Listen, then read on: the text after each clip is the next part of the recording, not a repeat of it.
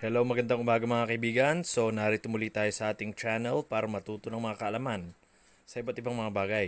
So, ito mga kaibigan, sa video natin na ito, tayo ay magluluto ng chicken curry. So, sa ating pagluluto ng chicken curry, ito ang mga ingredients natin.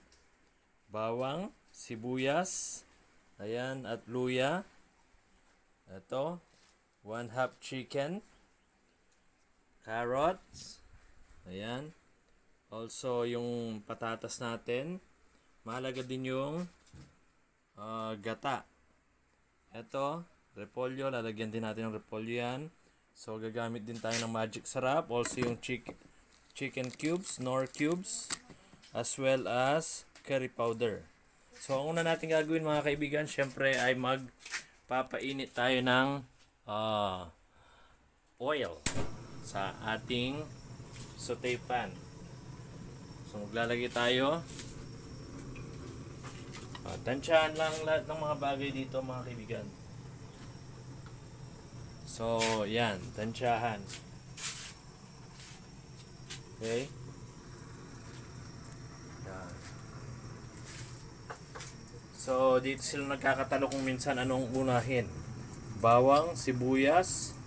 Ako sabay-sabay.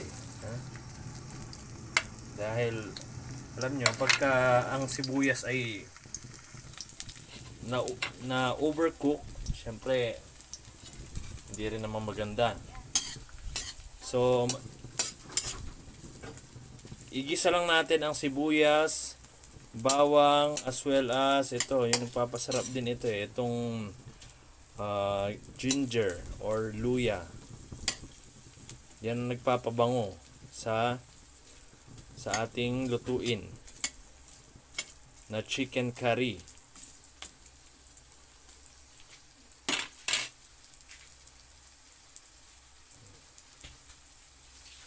So yan.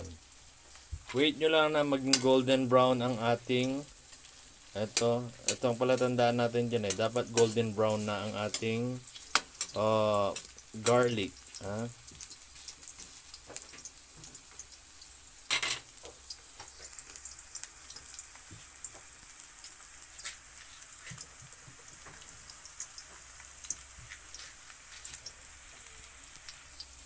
Yan.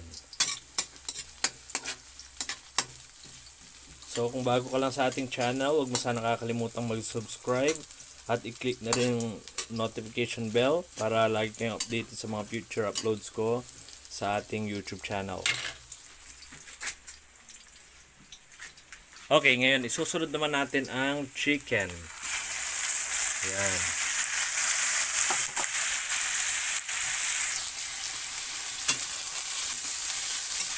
So, igigisa natin yung chicken natin.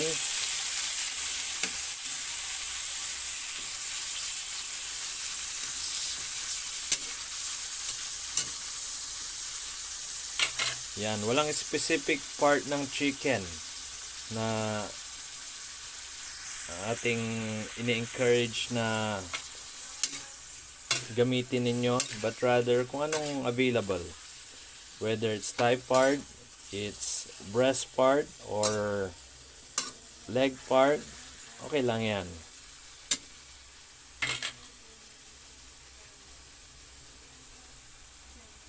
Yung salt, hindi ko na in-include yun sa ingredients kasi salt to taste tayo.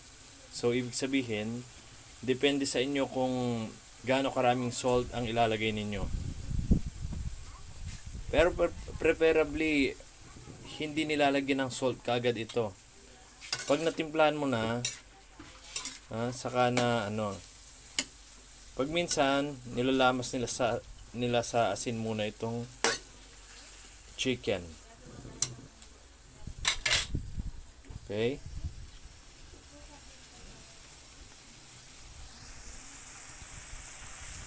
Okay, isunod na natin ang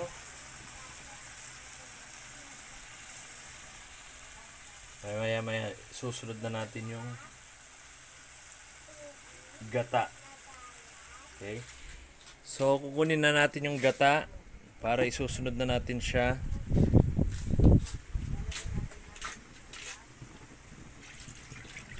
Yan, lagyan na natin ng gata.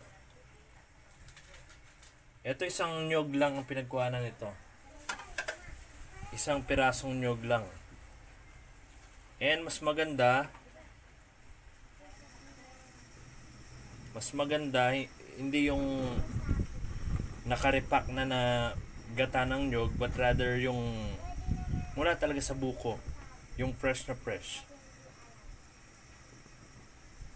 So yan, hintayin na lang natin kumulo yan mga kaibigan. Babalikan natin yan after most probably mga 15 minutes. So ngayon mga kaibigan, yan kumukulo na siya mga after few minutes pa lang, mga after 3 minutes, something like that. Tapos ngayon lalagyan na natin siya ng magic sarap. Ito para manuot na magic sarap, as well as yung asin at ating pang curry powder. Okay, so yung asin natin, salt to taste. Yan, para manuot na yung sarap sa manok. Okay, yan.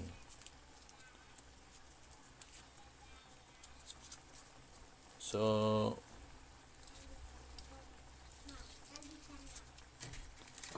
lalagyan natin siya ng magic sarap. Lagyan na natin itong buo.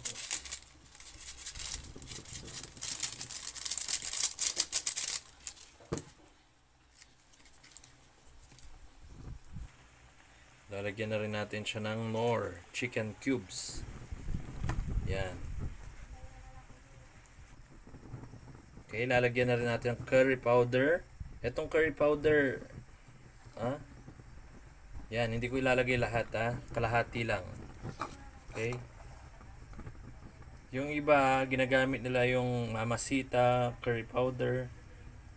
Yun, may timpla na yun eh. So ito, purong curry powder ito. Okay, so let us wait for few minutes more. Yan. So yung mga additional ingredient natin, such as yung carrots at patatas, katulad din nung natin, repolyo, maya-mayang konti natin lalagay para hindi siya malamog, kasi madali lang maluto yung mga yon.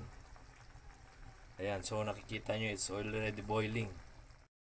Okay, yan, after 5 to 7 minutes mga kaibigan, ay nakita na natin kumukulo na ang ating chicken curry. Pero remember, wag nyo lalagyan ng tubig ito, dahil ang mismong liquid na nito ay yung gata na mismo, pure na gata. So this time lalagyan na natin siya ng ating gulay na carrots at potato. Ayan. Pero hindi muna natin ilalagay siguro itong repolyo, dahil malalamog siya. Okay? Lagay muna natin itong carrot. Ayan. After ng carrot, lagyan din natin ng patatas. Okay? And then, haluin na natin siya para mapunta sa ilalim yung carrot at yan.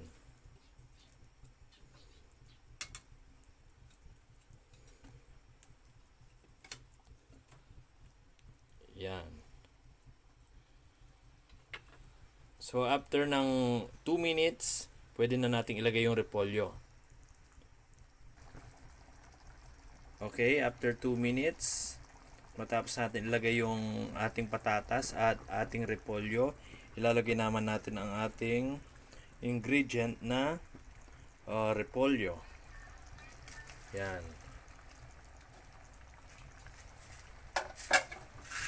So maganda talaga itong chicken curry. Alam nyo, healthy ito. Bukod sa yung chicken is healthy, of course, ito marami pa siyang gulay na nagbibigay ng additional health benefits. Okay? Yan.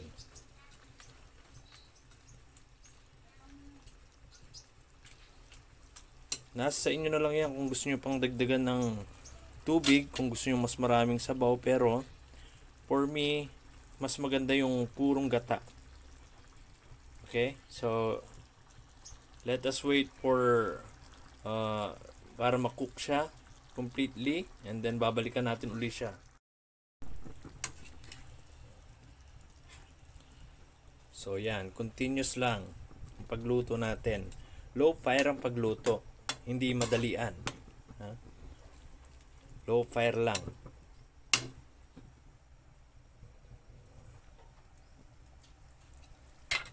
So yan, hintayin pa natin kumulo siya.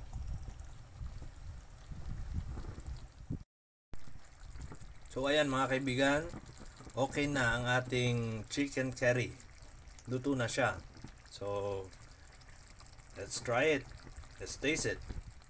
So yan mga kaibigan ang ating niluto na chicken curry. Kung gusto nyo pa ng ganito mga videos tungkol sa kalaman, don't forget to click the subscribe button at yung notification bell sa baba ng ating video para lagi kayong updated sa aking mga latest upload sa aking channel. So that's all for now. And as always, have a nice day everyone.